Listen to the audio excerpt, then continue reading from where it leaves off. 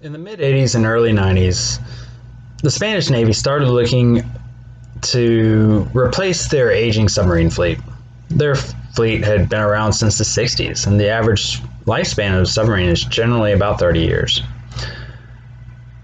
So they started looking around at different companies, different designs, and eventually settled with a company called Navantia, who proposed what would be the most advanced non-nuclear submarine in the world. Upgraded propulsion systems, combat systems, weapon systems. They were basically taking Spain from being a coastal defensive navy to a deep water offensive navy. In 1999, they signed a contract and began construction on 4 submarines. And everything was going fine. There were the usual budget cuts, delays caused by, well, it's a new ship, new type of ship. These things happen. But then they had a problem. Sometime in the design process, a simple math error, what was reported as a decimal point in the wrong place, resulted in the design being 75 to 100 tons overweight. And it doesn't sound like a big deal, but all 4 submarines, the hulls were almost complete at this time. And if they had not changed anything, these boats would have dove normally, but they would never have surfaced. They were too heavy. So they stopped construction. They started looking at solutions. They enlisted outside help in the form of Electric Boat, which had experience in this area,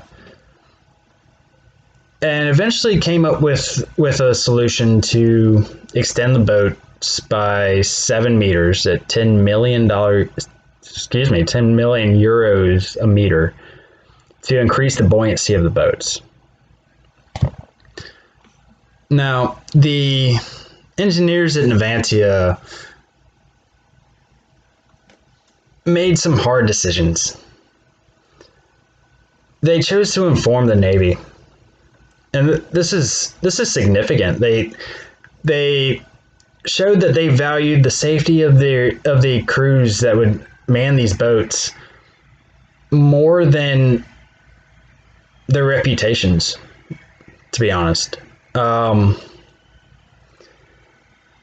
They didn't have to do this. They could have swept it all under the rug. They could have pretended nothing ever happened and let future crews die. But they didn't. They did the right thing. They valued, obviously, safety, and they valued their integrity. They didn't want to go down in history as the guys who designed a boat that killed people. But what could they have done better? In the Navy, it's called Watch Team Backup. And it's basically having each other's back to make sure that as a team you don't fail. And the engineers at Navantia probably should have employed something like this. If they had simple math errors get caught early without costing millions of euros. That's the biggest thing they could have done. They could have valued a few things different too. While they valued safety, and that's number one priority. It should be in a situation like this. They should have valued teamwork also. They should have valued the success, put more value in the success of their project, and the results it would have on themselves, on their company, on the Navy. They could have had more pride in their work. basically making sure it was not just done, but actually done right. If they valued some of these things, little mistakes probably wouldn't get through. Now, sorry, fireworks. Um,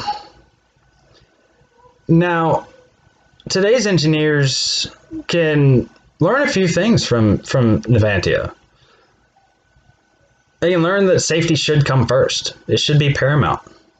It's the morally right thing to do. You don't want to create a product that will kill people inadvertently. But you should also take pride in your work. And you should take pride in your team. And if you do those, sorry, fireworks again. If you do those, then the little mistakes that will happen don't turn into really big mistakes that can have undesirable consequences. And that's all I have. Thank you very much.